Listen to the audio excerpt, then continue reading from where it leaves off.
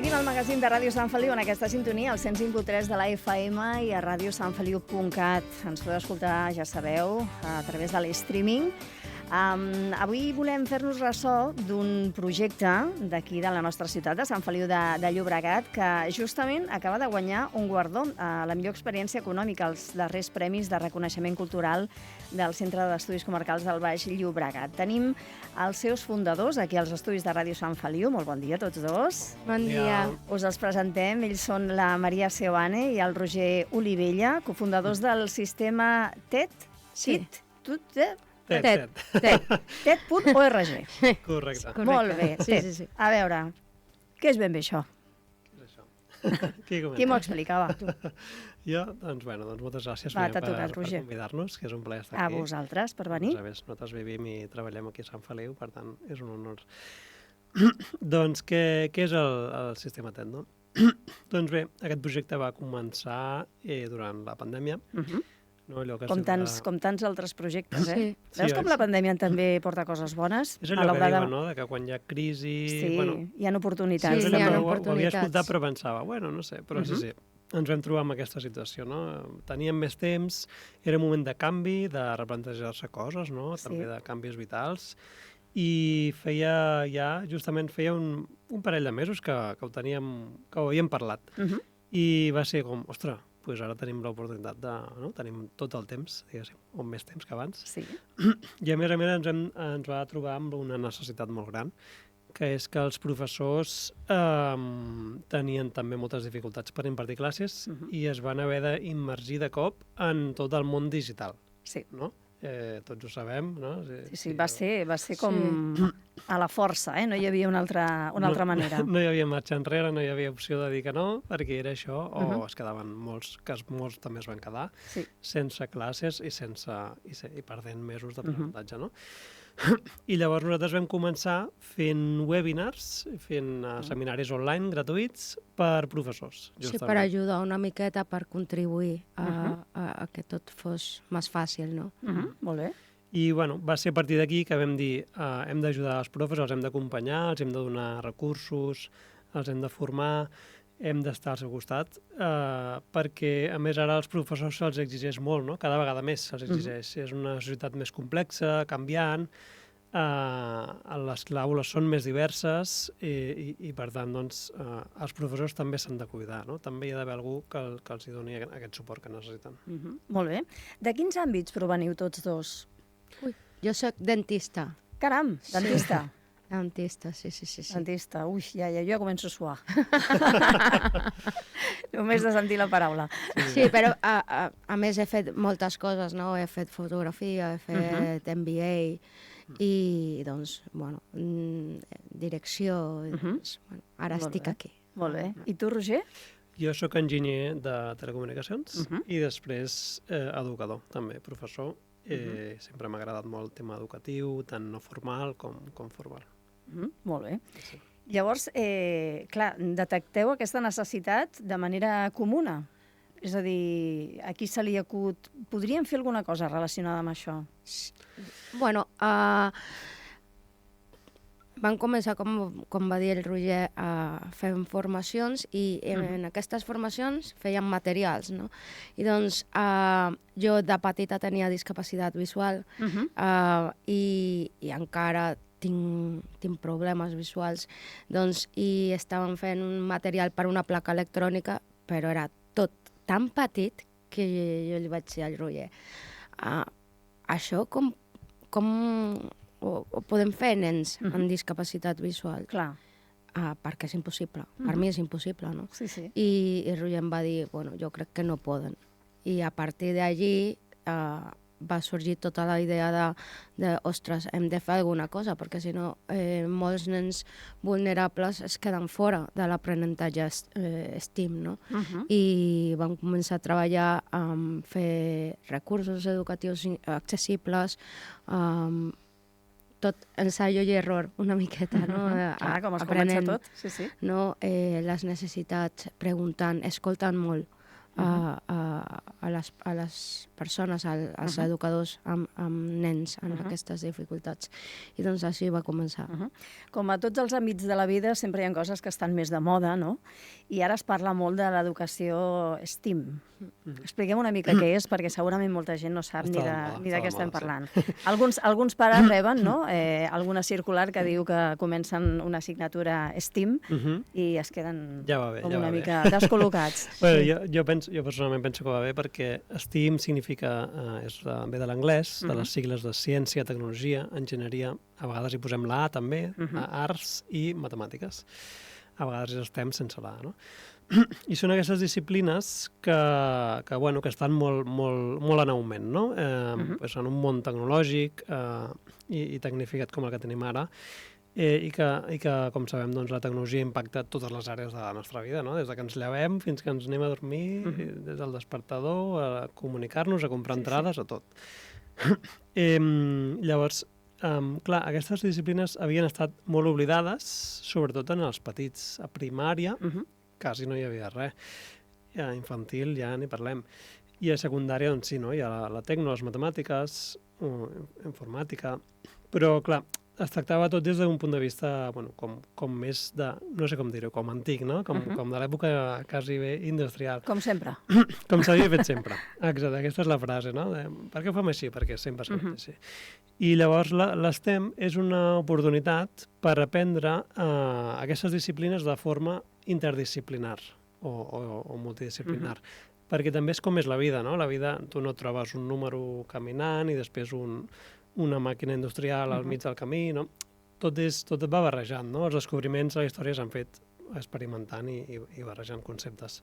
I llavors ens agrada molt l'enfoc creatiu, no? La tecnologia i les eines d'ara són eines per crear. I en aquest sentit són eines per empoderar-nos, per fer el que nosaltres creiem que hem de fer, no? Per satisfer els valors o les necessitats socials. I els alumnes seran els creadors del futur. Per tant, s'han d'empoderar, són noves eines, no? Abans teníem el llapis i la pissarra, doncs ara tenim noves eines, moltes noves eines. Cada dia en surten de noves, a vegades és una mica frenètic, però les hem d'anar coneixent, no? També la calma necessària. És una manera, no?, de despertar una mica l'interès i la curiositat. Sí. No? És una manera de fer-los partíceps, no?, de tot aquest canvi. Sí, i també és una manera de desenvolupar habilitats, no? Habilitats com el pensament computacional que es fa servir a tot el llarg de la vida, no? S'estructura una manera de pensar. Doncs d'una manera divertida, creativa. Ara la societat va canviant i les coses no es fan, com dir-lo, de manera tan estructurada. Se valora molt la creativitat, no? per tots els reptes que tenim. No?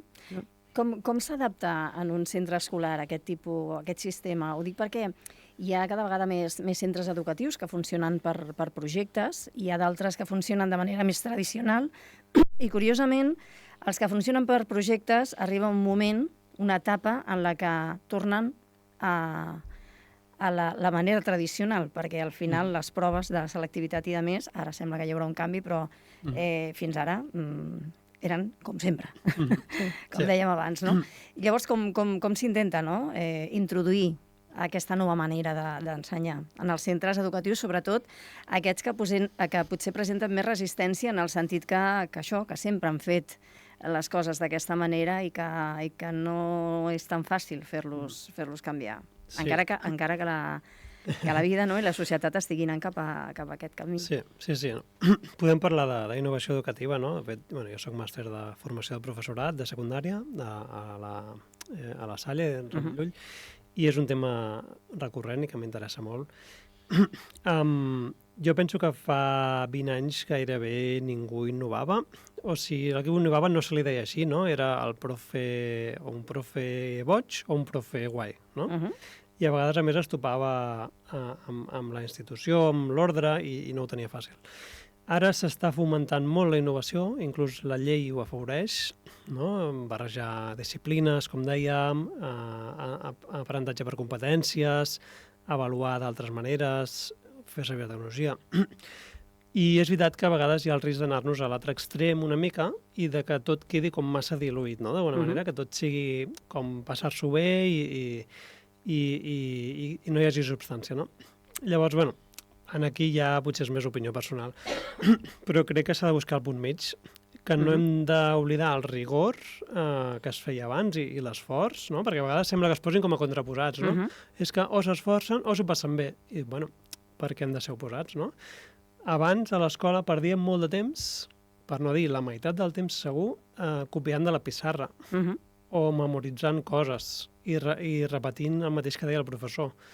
Ara això ja no és així, o ja no hauria de ser així, no? Hem guanyat temps perquè ja no hem de copiar, i aquest temps que guanyem el podem fer servir, l'hem de fer servir pel que demana la societat, que és això que dèiem, treballar en equip, les competències soft skills, l'ús de la tecnologia, i per tant jo crec que hem de mantenir, no? És un repte per a les escoles, però mantenir aquest rigor, però a la vegada combinar-ho amb estones de projectes, d'equip, d'oratòria, de totes aquestes noves disciplines, d'emprenedoria, i també, doncs això, com dèiem, de les STEM, no? Quines estratègies feu servir per reduir la bretxa digital? No? Per assegurar, en certa manera, doncs, que tot l'alumnat tingui accés, no? a la tecnologia. Com s'aconsegueix? Doncs nosaltres estem treballant, ens queda molt camí per poder fer-ho, no? Però estem treballant en desenvolupar recursos, els recursos que més s'utilitzen dintre de les escoles, fer-los més accessibles, no? I també accessibles en tots els sentits, accessibles per capacitats, accessibles per enfoc i accessibles per cost. Perquè a vegades, quan parlem de recursos accessibles, són molt cars, la majoria, no? I deixen fora nens i nenes que probablement no tenen els recursos econòmics. O en el cas de la discapacitat visual, per exemple, són lletjos una miqueta, perquè com que no veuen, doncs no han de ser bonics. I nosaltres el que proposem... Sí, nosaltres el que proposem és que tothom pugui fer servir el mateix recurs, perquè si no és com marcar la diferència, no? Això és per tu perquè tu ets diferent i tota la teva vida seràs diferent, no? I doncs el que volem és normalitzar aquesta situació i que no tothom té la mateixa habilitat, no? Veure's una habilitat, tocar també, entendre el món tocant no és fàcil, no? Doncs és això, és sensibilitzar una miqueta, utilitzem molt la sensibilització.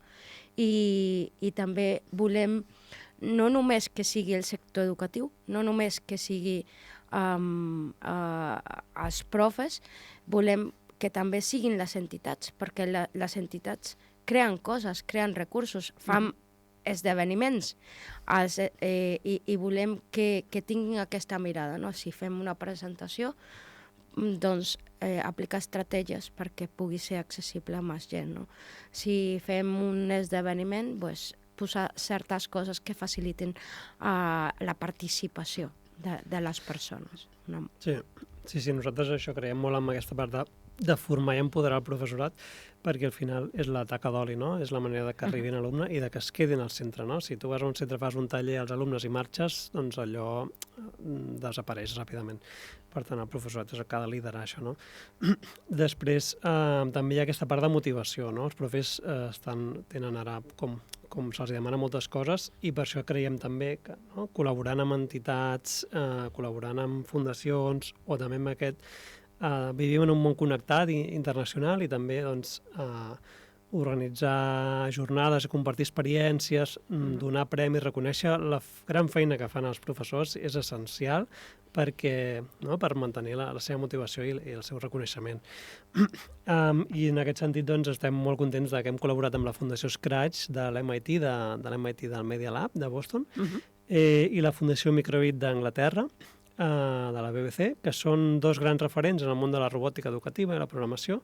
Hem organitzat 2 jornades amb la Fundació Microbit, una aquí a Sant Feliu, justament l'any passat, amb 250 docents i amb el suport de la Generalitat de Catalunya, l'Ajuntament de Sant Feliu.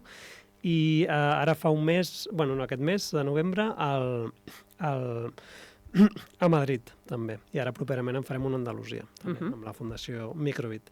I hem estat creant aquest recurs de l'Scratch Tàctil, que també pretén crear comunitat de docents al voltant d'un recurs inclusiu, com és l'Scratch Tàctil, que l'hem estat creant en col·laboració amb la ONCE, amb escoles d'educació especial, amb Nadis Sagrat Cor, Escola Rocafont de Mataró, que és una escola d'alta complexitat, i hem creat un recurs per aprendre a l'Scratch, que és programació informàtica a nivell bàsic per nens amb discapacitat i també sense discapacitat, tots junts.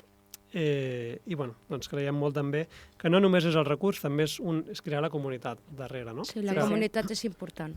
Els professors poden crear, nosaltres els hi posem la plataforma i la base, però ells poden també crear noves activitats, nous dissenys 3D, nous dissenys gràfics, etc., projectes, i compartir-los amb tota la resta de docents de tot el món. Llavors, penso que això és molt potent perquè els posa també ells en el centre. Hi ha molta resistència per part del professorat a adaptar-se a aquesta nova manera de treballar. Ho dic perquè, d'una banda, ens estem trobant amb els avenços que hi ha a nivell tecnològic que ajuden a l'aula, i de l'altra ens estem trobant amb problemes que causa, per exemple, el telèfon mòbil, no? Llavors, clar, combinar aquestes dues maneres d'entendre la tecnologia ha de ser difícil, no? La tecnologia com a enemic o la tecnologia com a aliat, no? Sí, jo crec que, no sé si tu opines igual, Roger. No cal que opineu igual, eh? Jo crec que a Catalunya, particularment a Catalunya, sí que el professorat està molt més conscienciat, accepta molt millor les noves tecnologies, o sigui, està més format, això es nota, i també, sí, la tecnologia pot ser un enemic, però si consumim només la tecnologia, jo crec que el que es proposa és fer creador amb la tecnologia, que és diferent, no? No és consumir continguts, sinó crear amb la tecnologia, crear coses noves, crear coses que ens permeten millorar la nostra societat. I jo crec que en aquest sentit el professorat està molt conscienciat. És una mica com la política, no? O te la fas tu o te la fan. Exacte. De fet, sí, estic totalment d'acord. I és això, no? Quan diem temps de pantalles, jo també diria, què fem amb aquestes pantalles? Perquè no és el mateix això, mirar passivament un fil d'una xarxa social random, que a més jo penso que les xarxes socials i totes les eines inicialment no s'han creat pels nens, però els nens són grans consumidors. I això s'ha de protegir, s'han d'exigir en aquestes xarxes, però clar, els veiem com a gegants, mundials, i és com que no ens atrevim, que ens fem petits, però s'han d'exigir, i ja s'estan implementant mesures, com això, que en el Twitter pots denunciar continguts falsos, o si algú t'escriu un missatge acusador el pots denunciar, tot això s'ha d'anar millorant, perquè si no tenim els infants com utilitzant una eina que no està feta per ells. Sí, és una arma que no... Una arma. Però si tu esculls eines adequades i les utilitzes de manera adequada, en el moment adequat, perquè també hi ha estudis que ara surten també de que tot el que puguis aprendre sense pantalles, aprendre-ho sense pantalles, perquè la pantalla també distreu, també té elements que no sempre són favorables, però evidentment, és una finestra, és una porta oberta a una infinitat de nous recursos, d'audiovisuals, de col·laboració, de creació, i també s'ha de poder fer servir, evidentment. Sí. Hi ha debat aquí, Sí. No acabaríem aquí. Escolteu, i com, no sé si és possible, però com mesureu l'impacte social de les vostres iniciatives? Es pot mesurar d'alguna manera? Teniu eines? Ho intentem. És difícil. Té un punt que és impossible de mesurar perquè no saps mai a on arribarà o què passarà, però...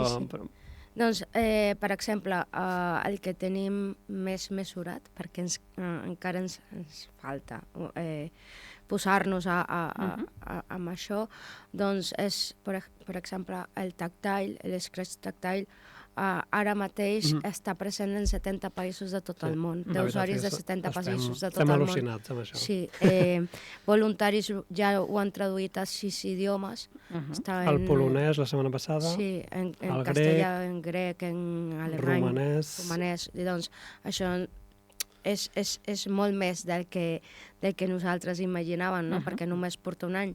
I això visibilitza també aquesta necessitat. La gent sap que és necessari, que tothom pugui arribar a l'aprenentatge, no?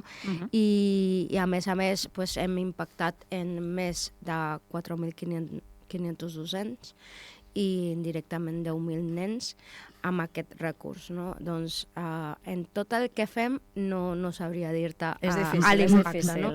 Doncs estem treballant i també aprenent a medir aquestes coses, perquè fins ara, quan emprens, has d'aprendre moltes coses i totes de cop. I també lligat amb això, doncs, veiem que més enllà del món educatiu també la societat ho necessita, com deia abans la Maria, i ara estem fent una campanya que es diu Fes-ho accessible, perquè creiem que l'accessibilitat digital, no només entesa com a accés a internet o als dispositius, sinó també com han de ser els continguts que transmetem, que comuniquem, o com han de ser les pàgines web o les aplicacions o els continguts que un professor o que un educador o que una entitat o una empresa o un govern ha de generar en el món digital, no? Perquè ara sense el món digital estem aïllats, no? Doncs com han de ser per fer-los accessibles. I en aquest sentit, el dia 3 de desembre farem a la tarda un webinar, també gratuït, de comunicació accessible, i el 10 també d'accessibilitat digital. I acabarà amb una jornada final el 19 de desembre, que també convidem a tothom a participar, amb aquesta campanya que hem llançat de xarxes, que ja s'està apuntant molta gent, a fer un vídeo curt i que amb el hashtag... Podries apuntar, Un vídeo curt... A veure, explica'm què haig de fer. Un vídeo curt de només 30 segons que, bueno, per exemple, des de Ràdio Sant Feliu creiem que l'accessibilitat és tal, el que sigui, i després acabes amb la frase fes-ho accessible, en el hashtag i el hashtag fes-ho accessible. I doncs amb això volem impactar molta gent, perquè creiem que tots tenim la responsabilitat de poder fer-ho, no? I és guai, perquè moltes ja ens han arribat vídeos dels Estats Units, vídeos d'aquí de Catalunya que anirem penjant, i jo crec que el 3 de desembre és el Dia Internacional de la Discapacitat. I en aquest marc volem fer molta difusió de la importància de l'accessibilitat i sobretot l'accessibilitat digital, perquè totes les persones puguem participar plenament de la nostra societat. Sí. Perdó. Això de l'accessibilitat a vegades sembla una cosa com llunyana o que només afecta a poques persones, no? Però a vegades són coses senzilles, però que només cal saber-les, no? El tipus de lletres, contrast de colors, fer els botons grans, i no només ajuden, o subtítols, no només ajuden a persones amb discapacitat, ajuden a tothom, en realitat, no? És essencial per a algunes persones, però ajuden a totes, no? Tenir subtítols, tu si vas al metro també et va bé. O si estàs amb la rentadora posada o tens el nen plorant allà, doncs que hi hagi una descripció d'àudio doncs també t'ajuda, no? I llavors, o les persones grans, no? Tots tenim discapacitat un dia d'alguna mena, doncs també les ajuda, no? I llavors és això, és pensar a fer la societat més inclusiva. Sí, l'accessibilitat mai resta, sempre suma, sempre. És no posar límits a les limitacions, Sí, exacte. Així que esperem el teu vídeo. Molt bé, doncs. El faré, d'acord. M'heu convençut. Doncs hem de deixar aquí Maria Sebane i Roger Olivella, cofundadors del sistema, i vaig a lletrejar-ho perquè ho busqueu a internet. Correcte. THEAD. Sí. .org. Alfabetització digital per canviar el món. Sí. Sistematet.org. Sí, ens Fantàstic. també a les xarxes i a la pàgina web. Molt bé. Doncs moltíssimes gràcies per haver-nos acompanyat avui al programa i endavant amb la tasca. Enhorabona i a seguir implementant aquesta accessibilitat per tothom, que és ben necessària i, a més, molt, molt justa i equitativa. Sí. Un plaer. Gràcies, un plaer. Fins la propera.